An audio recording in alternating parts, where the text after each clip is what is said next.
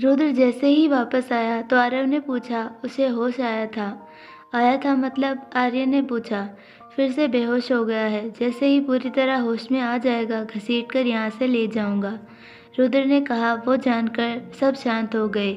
कुछ देर बाद वही ऑफिसर वापस रुद्र के पास आया और उसे साइड में ले गया। सर, डॉक्टर उसे टेस्ट के लिए ले जाना चाहते हैं। ठीक है, मैं आ रहा हूँ, तुम आगे बढ़ो। रुद्र तुरंत उन दोनों के पास आया और बोला, मुझे जाना होगा, कुछ काम है, पर नायरा को एक पल के लिए भी अकेला मत छोड़ना। उसकी बात पर दोनों ने सिर हिलाया। उसके बाद रुद्र वहाँ से गया ताकि वो उस किलर को खुद टेस्ट रूम तक ले जा सके। वो उसके साथ कोई भी रिस्क नहीं लेना चाहता था। उसके कुछ और ऑफिसर्स की देख रेख में उस किलर को एक अलग वार्ड में टेस्ट के लिए ले जाया गया। एक वार्ड बॉय उसे अंदर ले गया, पर उन सबको बाहर ही रुकना पड़ा। वार्ड बॉय उस किलर को उस रूम में लाया, तब भी वो होश में नहीं था। पता नहीं डॉक्टर वीर ने भी ये काम मुझे क्यों दिया। ऐसे क्रिमिनल्स का तो चेहरा देखना भी गवारा नहीं मुझे। वो उसके टेस्ट की प्रिपरेशन करते हुए बोला। जैसे ही उसकी पीठ उसकी तरफ मुड़ी, उस किलर ने अपनी आंखें खोली। इसका मतलब साफ था कि अब तक वो बेहोश होने का नाटक कर रहा था। उसने वहीं पास में पड़ा एक स्केलपेल उठा लिया और उठकर बैठ गया। उसके इरादे बिल्कुल साफ थे। कुछ ही देर में एक वार्ड बॉय मास्क पहने उस रूम से बाहर निकला। रुद्र अभी भी अपने ऑफिसर के साथ बाहर ही खड़ा था। जैसे ही वो वार्ड बॉय उसके करीब से निकला, वो तुरंत बोल पड़ा, इतनी जल्दी टेस्ट हो गए? जी नहीं, बस कुछ सामान लाना है। उसका सवाल सुनकर उसने बिना उसकी तरफ देखे जवाब दिया, ठीक है, जल्दी करो। रुद्र ने बस इतना कहा और उसे जाने दिया। वो वहाँ से निकल गया, पर उसके आगे बढ़ते ही रुद्र ने उसकी ओर नज़र डाली। रुद्र की नज़रों से जैसे ही वो दूर हुआ, लंगड़ाकर चलने लगा। उसे बहुत चोट लगी थी, पर वो उसे छुपा रहा था। जल्दी जल्दी में आगे बढ़ते हुए उसे चेंजिंग रूम नज़र आया।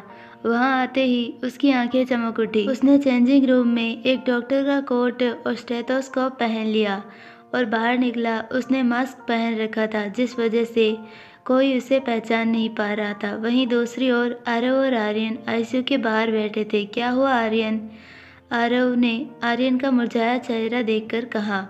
कुछ नहीं, बस थोड़ा सा सर दुख रहा है, उसने जवाब दिया। तुम यहीं रुको, मैं पानी ले आता हूँ तुम्हारे लिए, पर यहीं रहना, ठीक है? आरव उसके लिए पानी लेने चला गया। उसके जाते ही एक नर्स आईसीयू के अंदर आई, क्योंकि नायरा के इंजेक्शन का टाइम हो गया था। जैसे ही वो अंदर गई, आर्यन उठकर दरवाजे के पास आ गया। वो उस नर्स की हर एक हरकत पर गौर कर रहा था। तभी उसने देखा कि नर्स बिना उसे इंजेक्शन लगाए बाहर आई। क्या आप ये इंजेक्शन ले आएंगे? उसने आर्यन को एक पर्ची पकड़ाते हुए कहा। पर यहाँ कोई नहीं है, मैं नायरा को अकेला छोड़कर नहीं जा सकता। इसमें एक इंजेक्शन है, इसकी इन्हें अभी ज़रूरत है, पर ये यहाँ अकेले। आप चिंता मत कीजिए, मैं यही हूँ। प्लीज़ प्लीज़ आप नायरा का ख्याल रखिएगा, मैं अभी आया। आर्यन दौड़ता भागता फार्मेसी की तरफ गया और वो नर्स नायरा के पास चली गई। पर वहीं कॉरिडोर में मौजूद वो किलर आर्यन की ज़ुबान से नायरा का नाम सुन चुका था। नायरा, वो बच गई। उसे अपने कानों पर यकीन नहीं हो रहा था। नहीं, ऐसा नहीं हो सकता। उसे बहुत गुस्सा आने लगा। आज तक मैंने कभी अपना कोई काम अधूरा नहीं छोड़ा, इस बार भी नहीं छोड़ूंगा। उसने तुरंत ठान लिया। सही मायने में वो एक साइकोपैथ था, क्योंकि खुद की ऐसी हालत में भी उसे नायरा के जिंदा रहने पर गुस्सा आ रहा था। वो तुरंत आईसीयू में गया। सिस्टर, डॉक्टर वीर ने आपको अर्जेंटली बुलाया है, उसने सिस्टर से कहा। हॉस्पिटल में अभी अभी कई इंटर्न्स डॉक्टर आए थे, इस वजह से नर्स को भी उसे देखकर कोई शक नहीं हुआ। साथ ही उसने उस वार्ड बॉय की ज़ुबान से सुना डॉक्टर का नाम भी इस्तेमाल किया था। Doctor Veer, yes, you go, I will take care of this patient. Are you sure doctor? Yes, you go. वो उसकी बात मान वहाँ से चली गई। उसके जाते ही उसने नायरा की तरफ देखा। वो अभी भी होश में नहीं थी। उसके सिर पर पट्टी बंधी थी और चेहरे पर ऑक्सीजन मास्क लगा था। नायरा, बच कैसे गई तुम? वो उसके पास आकर बोला। वजह चाहे जो भी रही हो, पर तुम्हारी मौत मेरे ही हाथों लिखी है। वो नायरा का ऑक्सीजन मास्क हटाने ही वाला था कि किसी ने सही समय पर उसकी कलाई को पकड़ लिया। वो उस मास्क को छू तक नहीं पाया उसने नज़रें उठाकर देखा तो उसका हाथ पकड़ने वाला कोई और नहीं बल्कि खुद वेदांत था। वेदांत को देखते ही उसके होश उड़ गए, पर वेदांत की आंखें गुस्से से लाल हो रही थी। How dare you! उसने उसकी कलाई को इस कदर कसकर दबाया कि वो दर्द से तड़प उठा। तुम्हें क्या लगा, हमारे होते हुए नायरा को तुम छू भी सकते हो? वो हैरानी से बोला। हाँ, हम। तभी वेदांत से थोड़ी दूर पर खड़े रुद्र ने कहा। जैसे ही उसने वहां नजरें डाली, उसे रुद्र के पीछे खड़े आर्यन और आरव भी नजर आ गए। तभी वेदांत ने उसे रुद्र की ओर धकेल दिया और वो खुद नायरा के सामने खड़ा हो गया। लगता है मुझे भूल गए तुम, रुद्र आगे आकर बोला। आपको कोई गलतफहमी हो रही है, मैं यहाँ का डॉक्टर हूँ, वो नाटक करते हुए बोला। तुम्हें सच में लगता है कि तुम मेरी आंखों के सामने से बचकर निकल जाओगे और मैं तुम्हें पहचान नहीं पाऊंगा? रुद्र अपने हाथों को फोल्ड करते हुए उसके पास आकर बोला और उसका मास्क खींचकर निकाल लिया। I am an assistant commissioner of police. तुम्हें क्या लगा इतनी आसानी से मुझे बेवकूफ़ बना दोगे? वो हंसकर बोला। तभी आर्यन आगे आया और उसे गर्दन से पकड़कर बोला, आजा, तुझे रिकवरी की पार्टी देते हैं, छोड़ो। अरे ना ना, डर मत। आर्यन उसे खींचते हुए वहाँ से बाहर ले गया। वहाँ से जाते हुए वेदांत ने एक नज़र नायरा को देखा और वो ठीक है इस बात को कंफर्म कर वहाँ से निकला। वो चारों उसे स्टोर रूम में ले आए और उसे वहाँ लाकर फेंक दिया। वो ज़ोर से वहाँ के सामान पर गिर पड़ा। तभी आरव ने स्टोर रूम का दरवाज़ा अंदर से बंद कर दिया। ये कहाँ ले आए हो तुम मुझे? वो ये सब देखकर घबरा गया। वो वहाँ से भागने को हुआ, तभी आरव ने लात मारकर उसे वापस पीछे फेंक दिया। मैंने तो सुना था कि डॉक्टर्स अपने वर्क प्लेस में वायलेंस के खिलाफ होते हैं। आर्यन बोला। वर्क प्लेस कहाँ, ये तो स्टोर रूम है, आरव बोला। आरव, आई होप कि हमारे तोड़ने के बाद डॉक्टर्स इसे बचा लेंगे। रुद्र अपने शर्ट की स्लीव्स को फोल्ड करते हुए बोला। डोंट वरी, मेरे कलीग्स बहुत ही माहिर डॉक्टर्स हैं। आरव भी अपने ऊपर वाले 2 बटन्स को खोलते हुए बोला। ये तो बहुत अच्छी बात है, रुद्र ने कहा। मुझे मत भूलना, मेरा भी बराबर का हिस्सा होना चाहिए। आर्यन भी अपने हाथों को झटकते हुए बोला। ये देखकर उस किलर के चेहरे की रंगत ही उड़ गई। तभी वेदांत बोला, गाइज, अगर आज मैं तुम सबसे एक फेवर मांगू तो क्या तुम मुझे वो दोगे? पूरी कोशिश करेंगे। आर्यन बोला, मुझे इसे दे दो। ये सुनते ही तीनों ने उसकी तरफ हैरानी से देखा। ऐसा नहीं हो सकता वेदांत, रुद्र भी बोला। प्लीज़। वेदांत ने जैसे ही ये कहा, सब सोच में पड़ गए और मान गए। ठीक है, लेकिन एक एक पंच तो सबका बनता है। आरव की बात पर वो मुस्कुरा पड़ा और उसने अपने कोट को उतार दिया। आरव, अगर कुछ कम ज़्यादा हो गया तो इसे बचा लोगे ना? वो अपनी टाई लूज करते हुए और स्लीव्स को फोल्ड करते हुए बोला। तुम चिंता मत करो, इसे इतनी आसानी से मरने नहीं दूंगा, आरव ने जवाब दिया। वो सुनते ही वेदांत उसके पास आया और उसे गर्दन से पकड़ ऊपर उठाया। नहीं, छोड़ो मुझे। वो घबराने लगा। तुम जानते हो जिस लड़की की जान लेने की कोशिश की है तुमने, वो कौन है? मेरा प्यार है वो। वेदांत ने सीधा उसके मुंह पर घूंसा मारा, जिससे उसकी नाक से खून बहने लगा और एक ही घूंसे में उसे अंधेरा नजर आने लगा।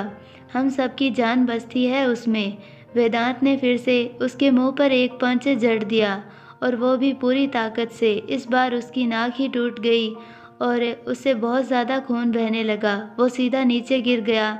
सिर्फ उसकी ही नहीं, हम चारों की भी जान लेने की कोशिश की है तुमने। वेदांत उसे बुरी तरह मारने लगा। ये सब देखकर सबके चेहरों पर सुकून सा छाने लगा। कैसे छुआ उसे छुआ कैसे तूने? वो उसके ऊपर ही बैठ गया और उसे मारने लगा।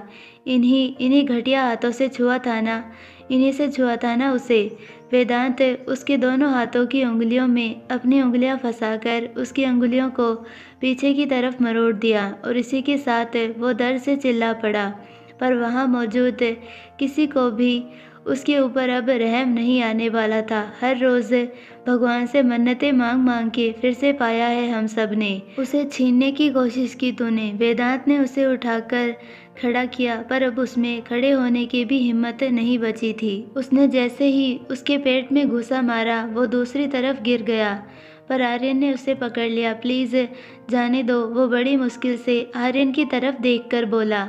उसके मुंह से खून बह रहा था, पर आर्यन ने उसकी गर्दन को कसकर पकड़ा और बोला, वो दोस्त है हमारी, उसके लिए हम अपनी जान दे भी सकते हैं और किसी की जान ले भी सकते हैं। उसने उसके मुंह पर घुसा जड़ दिया। वो जाकर आरव के ऊपर गिर गया। इस बार तुमने गलत लड़की को चुन लिया, क्योंकि उसके इर्द गिर्द नजर न आने वाली एक नहीं 4-4 मजबूत दीवारें हैं। बहुत बड़ी गलती कर दी उसे छूकर तुमने। आरव ने भी उसे पेट में घुसा जड़ दिया। रुद्र ने उसे अपनी तरफ खींच लिया। एक बार स्कूल में एक लड़के ने उसे छूने की गलती कर दी थी। मैंने क्या किया था उसके साथ पता है? उसकी चमड़ी उधेड़ दी थी। ये सुनते ही उसकी बुझती आंखें अब बड़ी हो गई। उस लड़के ने तो बस उसे छुआ था। तुमने उसके साथ जो करने की कोशिश की है, उसके बाद तुम्हारा क्या करूँगा सोचा है? रुद्र की शैतानी मुस्कान देखकर वो बहुत बुरी तरह डर गया। छोड़ो, छोड़ दो मुझे, वो बड़ी मुश्किल से बोला। पर तभी रुद्र बेरहमी से फिर से उसे पीटने लगा।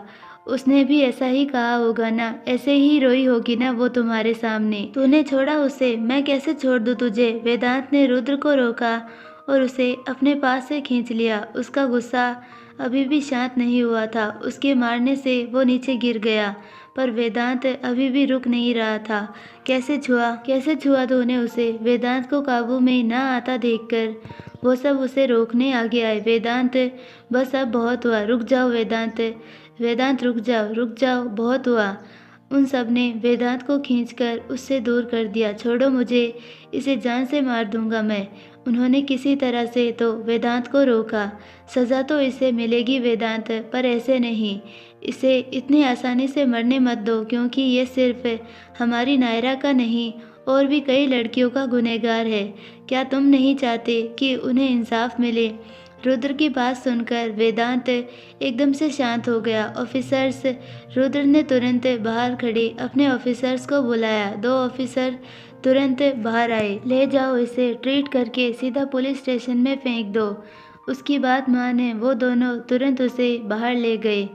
वो चारों खुद को शांत कर कुछ देर बाद बाहर निकले, लेकिन जैसे ही वो आईसीयू की ओर जाने लगे, सामने से काव्या भागते हुए आती नजर आई। काव्या, मैं कब से तुम सबको तलाश कर रही हूँ। नायरा को होश आ गया है। ये सुनते ही चारों पागलों की तरह आईसीयू की ओर भागे। सब भागते हुए आईसीयू के अंदर दाखिल हो गए। अंदर नायरा बैठी हुई थी। रेखा जी, माया और शिवानी भी उसके साथ थी। जैसे ही दरवाज़ा खुला, उन सब ने नायरा को देखा और उसे होश में देखकर सबने राहत की सांस ली। नायरा भी उन सबको देखकर बहुत खुश हो गई। नायरा, आर्यन की आंखों में तो आंसू आ गए। दोस्तों, वो माया के सहारे नीचे उतरी, क्योंकि चारों दोस्त उसकी तरफ बढ़ गए थे। उसे लगा कि वो सब आकर उसे गले लगा लेंगे, लेकिन जैसे ही सब उसके करीब आए, उसके पैरों में गिर गए और वो भी हाथ जोड़कर। वो सब रो पड़े और ये देखकर सब हैरान हो गए। ये सब, नायरा, हम सबको माफ़ कर दो। रुद्र ने उसके सामने सिर झुका लिया। ये तुम सब क्या कर रहे हो? हमें माफ़ कर दो नायरा। आरव ने भी कहा, माफ़ कर दो कि हमने सामने होकर भी तुम्हारा दर्द, तुम्हारी तकलीफ समझ नहीं पाए। आर्यन बोला, ये तुम सब क्या कर रहे हो? प्लीज़ तुम सब उठो। मम्मा, प्लीज़ कहिए ना इन सब से। हम सारा सच जान चुके हैं नायरा। वेदांत ने जैसे ही ये कहा, सच, उसने चौंक कर उनकी तरफ देखा। वही सच जिसने तुम्हें हम सबसे दूर कर दिया। आरव बोला, क्या? मैंने इन्हें सब बता दिया है नायरा, रेखा जी बोली। पर वो सुनकर नायरा के होश ही उड़ गए। मम्मा, ये इनका सच जानने का हक है नायरा, मैंने बस इन्हें इनका हक दिया है। रेखा जी आगे आकर बोली। मम्मा, नायरा की आंखों में आंसू आ गए, पर उसने तुरंत सबकी ओर देखा और बोली, मुझे नहीं पता कि मम्मा ने तुम सबसे क्या कहा, पर प्लीज़, जैसा तुम सब समझ रहे हो वैसा कुछ नहीं है। मेरा यकीन करो, ऐसा कुछ नहीं है। ऐसा ही है। उसे पैनिक होता देखकर रेखा जी चिल्ला पड़ी, जिससे वो चुप हो गई। तुम्हें एक ना एक दिन ये सच्चाई इन्हें बतानी ही होगी नायरा। कब तक ऐसे ही घुट घुट कर जीती रहोगी तुम? कब तक अपने दर्द को अपने सीने से दबा कर रखोगी? एक दिन उस दर्द का बोझ जान ले लेगा तुम्हारी। रेखा जी उसके कंधे पकड़कर बोली और एकदम से उनके आंसू गिर पड़े। सब खो चुकी हूँ। एक बेटी को खोने का दर्द बर्दाश्त नहीं कर पाऊंगी। सच्चाई को मान लो बेटा, वो रोते हुए बोली। पर नायरा एकदम से शांत हो गई थी। ये देखकर वो चारों उठ खड़े हुए। हम सब ने क्या चाहा था तुमसे? अपने गम में थोड़ा सा हिस्सा ही तो मांगा था ना। तुम तो वो भी नहीं दे पाई हमें नायरा। तुमने हमें इतना पराया कर दिया नायरा। आरव उसे देखते हुए बोला, हमारे रिश्ते की डोर को इतना कच्चा समझ लिया तुमने, जो ऐसे ही टूट जाएगी नायरा। आर्यन की बात का कुछ तो असर हुआ था उस पर। नायरा, वो तुम थी जिसने मुझे खुद पर यकीन करना सिखाया। सबसे बुरे वक्त में मेरा साथ दिया। क्या मेरा हक नहीं था तुम्हारे इस दुख में तुम्हारा साथ देने का? मेरा इतना बड़ा हक कैसे छीन लिया तुमने मुझसे? वो रो ही पड़ा। तुम ही ने मुझे सिखाया था ना कि दुनिया पूरी तरह से बुरी नहीं है। दुनिया में जितनी बुराई है उससे कई गुना ज़्यादा अच्छाई है। फिर तुम खुद से ये बात कैसे भूल गई? कैसे मान लिया? कैसे सोच लिया? ये सब जानकर मैं खुद से दूर कर दूंगा तुम्हें। इस दुनिया में मेरे लिए तुम सबसे ज़रूरी हो, फिर चाहे आसमान ही क्यों ना फट पड़े। रुद्र, अब वो रोने लगी और उसकी पलकें अपने आप झुक गई। नहीं नहीं, इन नज़रों को झुकने मत दो नायरा, प्लीज़। तब तो बिल्कुल नहीं, जब तुमने कुछ गलत ना किया हो। इस सब में तुम्हारी कोई गलती नहीं। तुम आज भी हमारे लिए वही नायरा हो जिसे हम सब अपनी जान से भी ज़्यादा प्यार करते हैं। आरव ने आगे आकर कहा, जबकि वो अपने आंसुओं को काबू करने की कोशिश कर रही थी। तभी वेदांत अचानक से चलकर उसके पास आया। उसे देखकर वो हैरान हो गई, पर वेदांत उससे नजरें ही नहीं मिला पा रहा था। नायरा, हर बार मुझे मारती रहती हो। उस दिन कसकर थप्पड़ नहीं लगा सकती थी मुझे, जिस दिन तुम्हारे चरित्र पर कीचड़ उछालने की गलती कर बैठा मैं। मुझे माफ़ कर दो नायरा। वेदांत ने उसके सामने हाथ जोड़ लिए। क्या हमारी दोस्ती इतनी कमज़ोर थी जो इतना बड़ा दुख अकेले सहती रही तुम? क्या हमारा तुमसे बस खुशी का रिश्ता है? अब नायरा भी रोने लगी। कोई बात नहीं, तुम रो सकती हो, हम सब हैं ना तुम्हारे साथ। रुद्र ने उसके कंधे पर हाथ रखकर कहा, हाँ हम हैं ना नायरा। आर्यन भी उसके सामने आकर खड़ा हो गया। रुद्र, आर्यन, हाँ नायरा। नायरा एकदम से दोनों से लिपट गई और फूट फूट कर रोने लगी। उसे ऐसे देखकर सबके दिल पसीज गए, पर खुद को संभालने के साथ साथ रुद्र और आर्यन उसे भी शांत कराने की कोशिश करने लगे। तुम सबने आने में बहुत ज़्यादा देर कर दी। मैंने कहा था ना तुम सबसे कि मुझे छोड़कर मत जाओ। तुम लोग क्यों गए मुझे छोड़कर? वो रोते हुए बोली। प्लीज़ हमें माफ़ कर दो नायरा, माफ़ कर दो प्लीज़। आरव ने भी उदास होते हुए कहा, उसने सब बर्बाद कर दिया। मैंने बहुत कोशिश की खुद को बचाने की, पर उससे लड़ नहीं पाई। खुद को बचाने के लिए मैंने उसके सिर पर मार दिया और वो मर गया। वो रोते रोते नीचे बैठ गई, पर उसने जो कहा वो सुनकर सब हैरानी से एक दूसरे की तरफ देखने लगे। मैं ऐसा नहीं चाहती थी, पर मैंने मार दिया उसे। किसी को कुछ समझ नहीं आ रहा था। तभी काव्या उसके पास आकर बैठ गई। नहीं नायरा, रोना बंद करो। तुमने जो किया वो बिल्कुल सही किया। उसके ऐसा कहते ही नायरा ने उसकी तरफ हैरानी से देखा।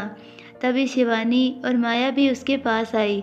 तुमने कुछ गलत नहीं किया है नायरा, वो इसी के लायक था। माया ने भी कहा, उसने जो किया तुम्हारे साथ उसके लिए तो उसे और भी भयानक सज़ा मिलनी चाहिए थी। तुमने तो उसे एक आसान मौत देकर उस पर रहम किया है। शिवानी भी उसके आंसू पोंछकर बोली और उसे उठाकर खड़ा किया। तुम चारों ऐसे चुप क्यों हो? क्या तुम्हें लगता है कि इसने जो किया वो गलत था? माया ने उन चारों की तरफ देखकर पूछा, पर वो सब बिना जवाब दिए नायरा के पास आए और उससे लिपट गए। उनके ऐसा करने से नायरा और रोने लगी। रोना बंद करो नायरा। रुद्र ने उसके आंसू पोंछे, जिससे वो थोड़ी शांत हुई।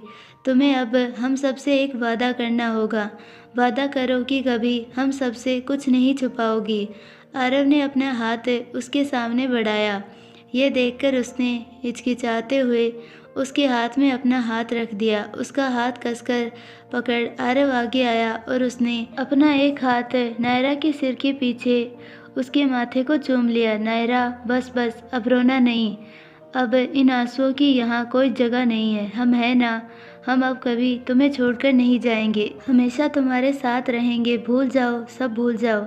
आरव ने धीरे से उसके आंसू पोंछ डाले और उसे वापस बेड पर लेटा दिया। देखा, मैंने कहा था ना, चाहे कुछ भी हो जाए, ये सब हमेशा तुम्हारे साथ रहेंगे। रेखा जी ने बड़े प्यार से उसके सिर पर हाथ फेरते हुए कहा। नायरा ने एक नज़र सामने देखा तो उसके सारे दोस्त उसके लिए, उसका साथ देने के लिए खड़े थे। तभी शिवानी आगे आई। तुम बहुत मतलबी हो नायरा, सही कहा इसने। माया ने भी उसकी बात पर सहमति जताकर बोली। मैं भी इस बात को मानती हूँ, काव्या ने भी कहा। काव्या, नायरा को यकीन ही नहीं हुआ। सबके दुखों को, तकलीफ़ों को अपना बना लेती हो, और तुम्हारा दुख, उसका क्या, अपने दुख का एक छोटा सा हिस्सा भी हमें नहीं लिया तुमने। काव्या रोते हुए बोली, बहुत मतलबी हो तुम नायरा। अब तो माया भी रो पड़ी। खबरदार, अब अगर फिर से ऐसा किया तो। शिवानी के भी आंसू गिर पड़े, पर तभी नायरा ने उसका हाथ पकड़ लिया। अब तुम और रुद्र साथ होना, बिल्कुल। उसने मुस्कुराकर कहा, यह सब तुम्हारी वजह से हो पाया है। तुम्हारा बहुत शुक्रिया। वो सुनकर वो बस हल्की सी मुस्कुराई और रेखा जी की तरफ देखकर बोली, मुझे घर जाना है मम्मा। जाएंगे बेटा, वो उसके माथे को चूमकर बोली। हम डॉक्टर से बात करके आते हैं, इसे अब आराम करने दो। चलिए सब बाहर चलते हैं। आर्यन ने बाकी सब की ओर इशारा किया और वो सब भी समझ गए। सब वहाँ से जाने को हुए। तभी आरव वेदांत से बोला, वेदांत तुम यहीं रुकना नायरा के पास, किसी को रहना चाहिए उसके पास। वो सब जानबूझकर वेदांत को वहाँ छोड़कर चले गए। यही सही वक्त था वेदांत के पास अपनी गलतियों की माफ़ी मांगने का, पर वो चाहकर भी नायरा से नज़रें नहीं मिला पा रहा था। काफ़ी देर तक दोनों के बीच में शांति बनी रही।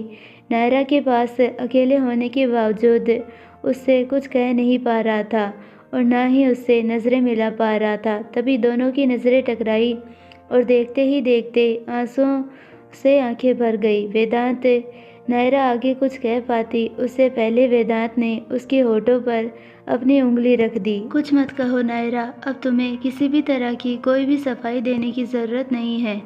क्या मैं तुम्हें गले लगा सकता हूँ? उसने जैसे ही ये पूछा, नायरा ने हाँ में सिर हिलाया और उसके लिए अपनी बाहें फैला दी। वेदांत ने बिना देर किए उसके गले लग गया और रो पड़ा। मुझे माफ़ कर दो नायरा, माफ़ कर दो। कोई बात नहीं, मैंने माफ़ किया तुम्हें। वो अपने आंसुओं को काबू कर बोली, ना जाने क्या क्या कहा था मैंने तुम्हें। तुमने वो सब क्यों सुना? तभी क्यों नहीं बताया कि मैं गलत हूँ? सच क्यों नहीं बता दिया नायरा? कोशिश तो बहुत की थी मैंने, पर तुम कुछ भी सुनने को तैयार ही नहीं थे। जब पता चला कि तुम किसी और के। वेदांत कहते कहते रुक गया, पर फिर से बोला, मैं बहुत गलत था, मुझसे गलती हो गई। हाँ, हुई है तुमसे गलती, पर कोई बात नहीं, मैं नाराज़ नहीं हूँ। नायरा उसके आंसू पोंछते हुए बोली, पर तुमने भी बहुत गलत किया नायरा। तुम्हें मुझ पर ज़रा सा भी भरोसा नहीं था। कैसे सोच लिया कि ये सब जानने के बाद भी मैं खुद से दूर कर दूंगा तुम्हें? वो सुनकर नायरा ने नज़रें झुका ली। ये देखकर वेदांत ने तुरंत बात को बदल दिया। इस बारे में बात नहीं करते, भूल जाओ उस बुरे वक्त को। वही कोशिश कर रही हूँ, लेकिन अब अगर तुमने मुझे गलत समझा ना, तो मैं सिर फोड़ दूंगी तुम्हारा, खुद तुम्हारे कदमों में रख दूंगा। उसने जैसे ही ये कहा, नायरा ने चौंक कर उसकी तरफ देखा। तुम कुछ देर सो जाओ। उसने उसे वापस लेटा दिया। अब छोड़कर नहीं जाओगे ना? मरते दम तक नहीं, तुम सो जाओ। वो उसके सिर पर हाथ फेरते हुए बोला, हाँ। नायरा ने अपनी आंखें बंद कर ली। कुछ देर बाद रेखा जी और अंकिता जी सबके साथ हॉस्पिटल के कैफेटेरिया में बैठी थी। नायरा तो होश में ही नहीं थी। उस रात हम ही ने उसकी लाश को ठिकाने लगाया था, रेखा जी बता रही थी, और उसके बाद हमने कभी उसके बारे में बात नहीं की। रुद्र, तुम चाहो तो हमें उसके लिए अरेस्ट कर सकते हो। मैं कह दूंगी कोर्ट में कि मैंने उसे मारा था। बस नायरा को इन सब से दूर रखना। रेखा जी रो पड़ी, आंटी, आपने ना हमें कुछ बताया और ना ही हमने कुछ सुना। रुद्र उनके हाथ पर हाथ रखकर बोला। ये सुनकर दोनों माँ बेटी ने उसकी तरफ चौंक कर देखा। अगर उस दिन नायरा के हाथों ना मारा जाता तो हम चारों में से कोई एक ज़रूर उसे मार देता। आर्यन ने कहा, उल्टा हमें तो दुख है कि उसे इतनी आसान मौत मिल गई। आरव ने भी कहा, कौन कहेगा कि ये दोनों शेफ और डॉक्टर है। अंकिता जी उन्हें घूरते हुए बोली। कुछ पल के लिए वहाँ शांति छा गई और एकदम से सबकी हंसी छूट गई। सबके मुस्कुराते चेहरे देखकर रेखा जी को दिल से बहुत खुशी हुई। सब ठीक हो जाएगा, आरव ने उनके कंधे पर हाथ रखकर कहा, जिससे उन्हें दिलासा मिला। उन्होंने उसी दिन नायरा को हॉस्पिटल से डिस्चार्ज करवा लिया क्योंकि वो वहाँ रुकना नहीं चाहती थी। नायरा को घर पहुँचाने के बाद भी चारों दोस्त आर्यन के होटल की बालकनी में ही सो गए क्योंकि वहाँ से वो सब नायरा के कमरे पर ध्यान रख सकते थे। अगले दिन वेदांत नायरा ठीक है ये कन्फर्म कर घर लौटा, पर जैसे ही वो सीढ़ियों से ऊपर जाने वाला था पीछे से आवाज़ आई, रुको। आवाज़ मनीष जी की थी। उसने पलटकर देखा तो मनीष जी उसकी ओर बढ़ चले आए।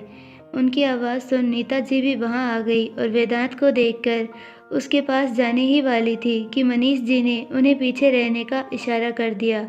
कहाँ थे तुम 2 दिन से? मनीष जी ने उसके पास आकर पूछा।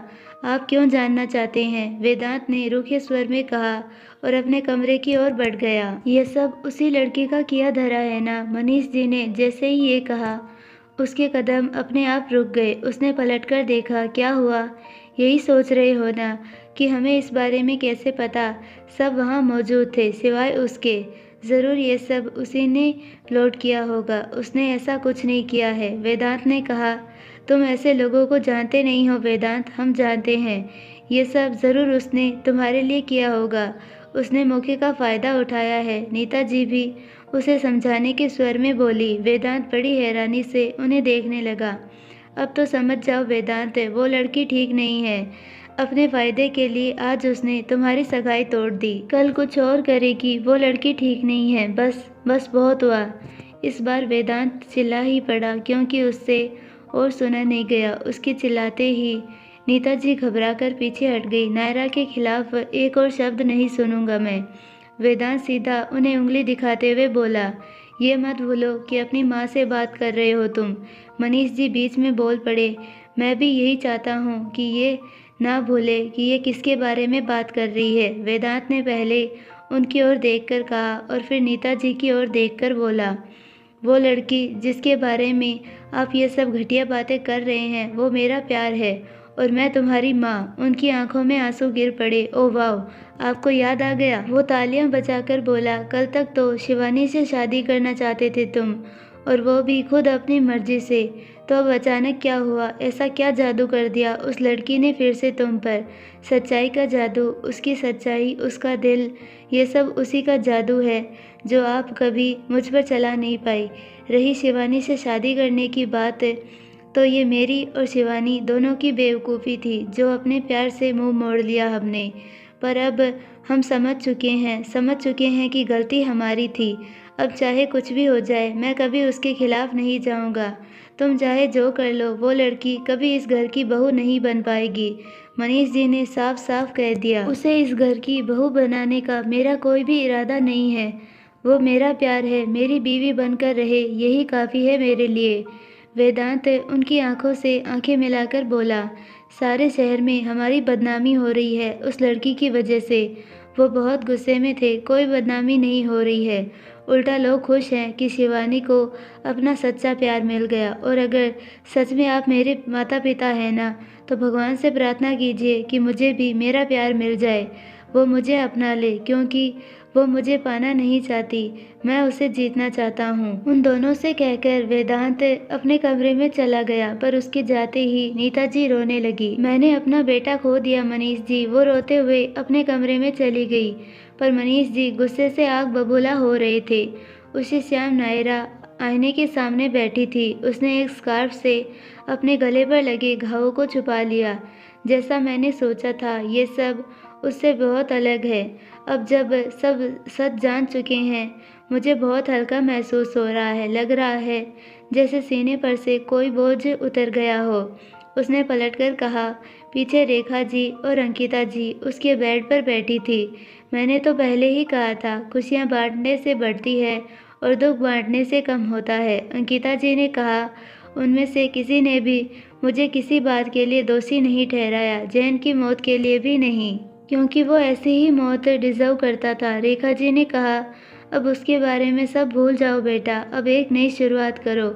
हम सब यही चाहते हैं। मैं पूरी कोशिश करूँगी नानू, उसने मुस्कुराकर कहा। तभी उसका फ़ोन बजने लगा। आरव का फ़ोन है, उसने उन्हें बताकर फ़ोन उठाया। नायरा, कहाँ हो तुम? हम कब से तुम्हारा इंतज़ार कर रहे हैं। हाँ हाँ, आ रही हूँ। वो बस इतना बोली और फ़ोन काट कर खड़ी हुई। उन्होंने मुझे बुलाया है, मैं भूल गई। मैं अभी आती हूँ। वो आधी अधूरी बात छोड़कर वहाँ से भाग गई। जाओ पर ध्यान से जाना। रेखा जी ने पीछे से आवाज़ लगाई। हाँ, उसकी भी आवाज़ आई। रेखा जी मुस्कुरा पड़ी। तभी अंकिता जी ने उनका हाथ पकड़ा। लगता है अब सब ठीक हो जाएगा, भगवान करे ऐसा ही हो। आई होप आपको ये पार्ट पसंद आया होगा, और अगर पसंद आया है तो प्लीज़ वीडियो को लाइक, शेयर और चैनल को सब्सक्राइब ज़रूर कीजिए और बेल आइकन नोटिफिकेशन को ऑल पर सेलेक्ट कर दीजिए ताकि हमारी सारी वीडियोज़ की नोटिफिकेशन आपको मिलते रहे। मिलते हैं नेक्स्ट पार्ट में, तब तक के लिए बाय।